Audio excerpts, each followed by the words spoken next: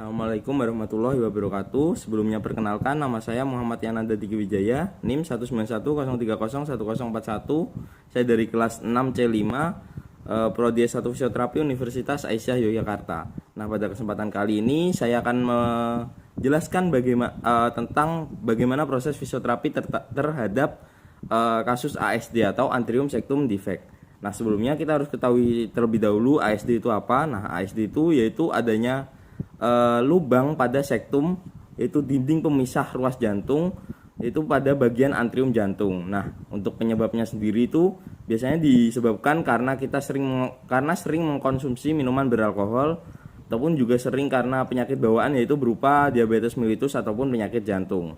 Nah, untuk gejalanya biasanya pada anak tuh sering juga terjadi tanpa gejala, sering juga terjadi yaitu dengan sesak nafas atau pneumonia, atau anak merasa sering kelelahan, atau kadang juga terjadi penurunan pada perkembangannya.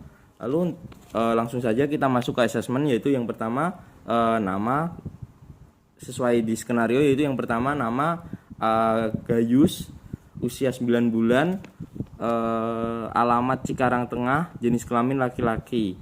Keluhan utama yaitu ada sesak nafas, mudah lelah, bengkak pada bagian perut dan kaki, lalu belum bisa tengkurap, cuma bisa miring kanan kiri, belum bisa tengkurap, lalu sering muntah, lalu adanya dahak atau skutum, lalu juga ditemukan badannya sering lemas.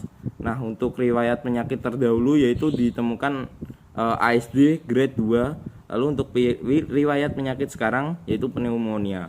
Nah, untuk vital sign didapatkan heart rate yaitu 140 kali per menit, berat badan 3 kg, dan panjang badannya 62 cm. Lalu kita masuk ke pemeriksaan objektif yaitu IPPA, yaitu pertama inspeksi A22 yaitu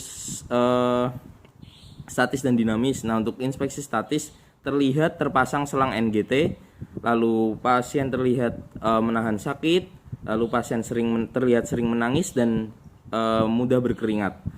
Lalu untuk dinamisnya yaitu terlihat pola nafasnya cepat, lalu terlihat kesulitan dalam bergerak, lalu terlihat juga posturnya sedikit retraksi. Nah, lalu palpasi. Nah, palpasi didapatkan pada pemeriksaan palpasi didapatkan denyut nadinya cepat, lalu adanya spasme otot bantu pernafasan seperti upper trapezius, scaleni, SCM, dan pectoralis. Lalu adanya odem pada perut dan kakinya.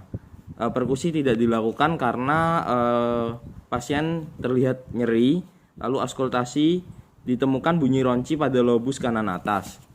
Lalu lanjut untuk diagnosa fisioterapi yaitu ICF, yaitu untuk body structure ditemukan adanya pada lobus kanan atas, lalu pada ankle kanan kiri, lalu pada otot bantu nafas. Untuk body functionnya itu adanya spasme pada otot bantu pernafasan yaitu otot scaleni, SCM, upper trapezius ataupun pectoralis major minor, lalu adanya dahak pada lobus kanan atas, juga adanya odem pada ankle dan perut. Lalu untuk functional limitation yaitu ada kesulitan bergerak, lalu ada gangguan tumbuh kembang anak, lalu juga kesulitan bernafas. Nah, untuk participation retraction-nya itu tidak pasien belum dapat untuk bermain dengan teman sebayanya. Lanjut untuk intervensi fisioterapinya, kita bisa memberikan yang pertama kita bisa positioning. Nah, posisi yang baik untuk pasien ASD ini yaitu yang pertama kita harus posisikan half lying 45 derajat. Lalu kita bisa memberikan postural drainase. Nah, untuk postural drainase ini karena terdapat rongki atau skutumnya di lobus kanan atas, makanya kita miring ke kiri, miringkan pasien ke kiri. Nah, lalu lanjut untuk itu kita bisa berikan mobilisasi sangkar torak. Nah, untuk mobilisasi sangkar torak kita bisa memberikan pasif, yaitu dengan cara protraksi, retraksi, elevasi, depresi. Kita bisa lakukan dengan pasif atau fisioterapi yang full melakukannya. Lalu kita juga bisa melakukan mobilisasi anggota gerak atas dan anggota gerak bawah. Yaitu sama, kita memberikannya pasif, yaitu ke aduksi, abduksi, fleksi, ekstensi. Pada bagian kirinya juga aduksi, abduksi, fleksi, ekstensi. Pada kakinya kita juga bisa berikan pumping, yaitu pada ankle-nya, dorsal dan plantar fleksi, dorsal plantar fleksi.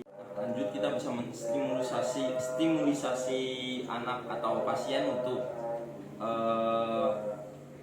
tengkurap, yaitu dengan cara kita miringkan anak terlebih dahulu, lalu kita berikan mainan seperti ini, lalu kita biarkan sang anak menggapai mainannya. Nah, maka dia akan terstimulasi untuk tengkurap seperti ini. Nah, lalu kita juga bisa berikan massage, yaitu friction, yaitu dari tangan, dari badan, dari kaki. Begitu pula dilakukan di sebaliknya. Lalu juga kita bisa memberikan effleurage, sama dari tangan, dari badan, dan juga dari kaki. Itu juga bisa diberikan pada posisi tengkurap. Nah, lalu yang terakhir kita juga bisa memberikan modalitas berupa nebulizer. Nah, untuk nebulizer itu merupakan alat yang berfungsi untuk mencairkan atau mencairkan sekutum itu untuk keluar. Nah, caranya kita bisa memberikan alat seperti ini, lalu kita berikan obat sesuai dengan dosis yang diberikan dokter. Nah, lalu kita biarkan pasien untuk menghirup obat tersebut sampai habis. Segitu saja yang dapat saya sampaikan. Kurang lebihnya saya mohon maaf. Wassalamualaikum warahmatullahi wabarakatuh.